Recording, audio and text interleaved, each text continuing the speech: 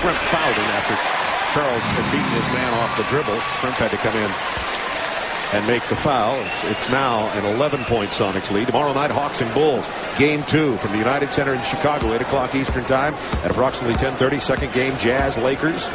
Back to L.A. now with the Jazz up 2. Charles hits them both, and it's a 10-point game. Well, the Sonics came out to open the first half. Were so aggressive defensively. Now they've lost some of their aggression, but the offense of the Houston Rockets is giving them problems because they can't score. Ellie runs at Payton. Payton gives it up to Schrempf.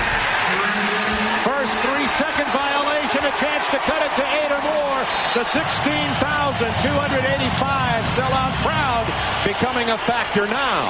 You remember that line about too many hands spoil the soup, too many passes also do the same thing because a guy is going to stay in the lane too long. It's nice to pass, but not overpass. How about that reversal on turnovers there? 11 Houston turnovers in the first half to only 5 for Seattle. It's been reversed here. There's the double team back to Akeem. He throws it away. Payton's going to go all the way with it. And one. And the Sonics got more aggressive on the double team and then picked off the pass. And Payton, knowing he had to make something happen, not sure he could score, taking it coast to coast, but he got the foul and the basket. Here's a double team again now on Akeem. There comes the double team from the slow. It's a very slow double team, and they cut off the passing lane, and Payton takes it all away and ends up with a 3-point play. And now it's 72-59. Sonics back by 13. That stopped a 4-minute scoring drought by the Sonics. 4 minutes. They went without a point. 5:45 to go in the third period. Hawkins with pressure on the rookie Maloney. Now they're trying to post up Barkley, but he's way out high with Payton. What a move by Clyde Drexler, I should have said. What a move past Gary Payton. Well, they like the height advantage there, and that's a pet play of theirs where they go to Drexler. Actually, Barkley makes the pass to the elbow and then cuts through to take away the defense in isolation. Credit Drexler with the great defensive coverage that resulted in the turnover and the foul against Matt Maloney. Drexler on the other end did a tremendous defensive job to force that turnover. Here's Barkley going through. Here's Drexler working, taking to the basket. Knows glass like almost no player in the league. Let's see if we see Drexler on his defensive end. There he is denying Schrempf, if you see. Actually, that was Ellie just cutting off his passing lane. Ellie with the steal. The miss by Maloney. Cummings to Payton. He's left alone. Olajuwon stole the rebound from Schrempf. Maloney. Drexler. Ellie. Somebody's got to take it. Little tentative, and they had numbers and could have taken it to the basket. But that's what happens in today's game. They run to the three-point line and look for that shot. Barkley warned his team against that after game 1.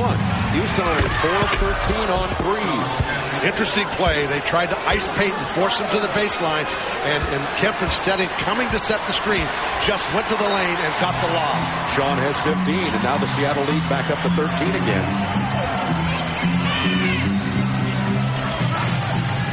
Somebody in the crowd yelled, "Take your time." Shot clock down to 10. Looking for Barkley. Hawkins defending him. 6 on the shot clock. Maloney. Rebound. Akeem Olajuwon. Big offensive board for the Dream. And as he tried to take it inside, Hersey Hawkins got it. Well, there was because of their trapping. Hersey Hawkins was caught on the weak side against Akeem. He had no chance of the rebound. And if he doesn't foul, Olajuwon will take it right back up. And Akeem goes to the free throw line. First a look at the Chevy scoreboard. New York tonight, 88-79, taking 1-0 lead in that. Patrick had 24 and 16, and his opposite for Miami, Alonzo Mourning, had 20 and 6. Immediately following the game inside the NBA. Stay with us for that. Turned out to be a good foul because Olajuwon misses the first. Would have been a sure dunk had he not fouled him. Olajuwon's a 73% free throw shooter in the playoff series, and we're going to go to the Houston bench now. One of the strengths of Houston is their bench. Sedale, Threet, and Willis is going to get in shortly, too, when the officials decide to wave them in. Just under 4 minutes to go in the period. There's the Kings' numbers tonight. He had only 6 at the half. And they're mopping the floor. The perspiration of the players has made it wet down there underneath. Maloney sits down and talks to Bullard. Yeah, Maloney did a really good job. He pushed the ball, made some things happen offensively, and got them into a little bit of running game and some easy field goals, which really helped their cause, helping them get back to 12. Willis did not get in on that possession. He'll be in the game shortly. Wingate in for Seattle. Nice deflection by Ellie. Outlet Drexler. Can't save it. Seattle ball. They worked so hard. That's one of the most disappointing things for a coach and a team. When you work so hard defensively, you look like you've got possession of the ball and simply throw it away. You know, in other words, you run 90 feet for nothing. Now Elijah Wan sits down. Willis comes back in. He played 10 minutes. Kevin did in the first half. Had 8 points. Was 4 of 5 and had a great deal of intensity. Rockets could use that here. Sonics by 12. There's some. A steal by Willis. No sooner said than done.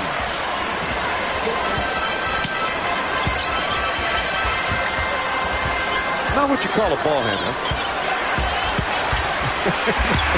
He's intense. Barkley with the rebound. Well, they got Willis moving. Barkley says clear it out here. Inside to Ellie. Stripped from Ellie. Front hands. Payton. Sedale Freak went for the steal. Payton misses. Foul on Houston.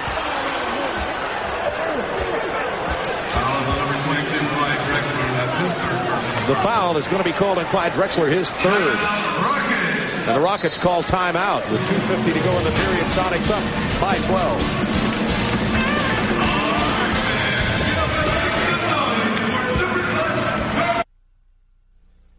I mentioned in game one because I didn't think we could keep it up for game one, but we did. And one of the timeouts said, hey, guys, just cross the 3 is there.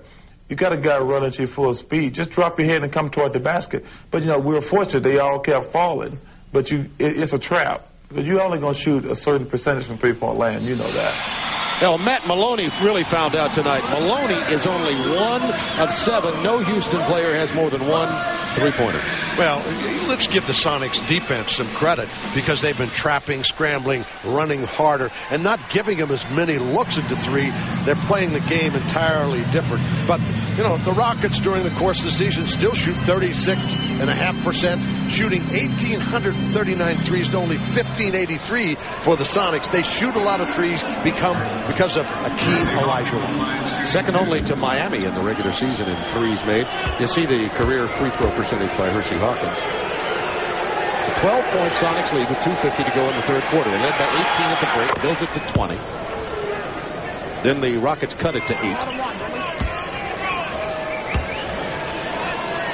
Actually to 10. They had the ball. It was cut to 10 and had the ball with an opportunity to cut it to 8. And now back to 13 and 14. Hawkins having himself a whale of a night.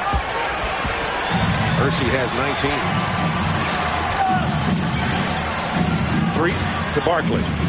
Posting Drexler. They're going to go to that matchup, and what Kemp has to do is try to keep the pass and force the ball further out on the floor. There's the double, and Drexler throws it away, trying to hit Ellie on the circle. They played it extremely well. Kemp really worked Barkley, making Drexler move out on the floor, and then they came with a double team, forcing the turnover. Sonics now into a half-court offense with Payton getting a pick from Kemp, who rolled to the hoop, and that left Payton open for the runner in the lane. He has 17, and it is a 16-point Sonics lead. 6 straight Sonics points.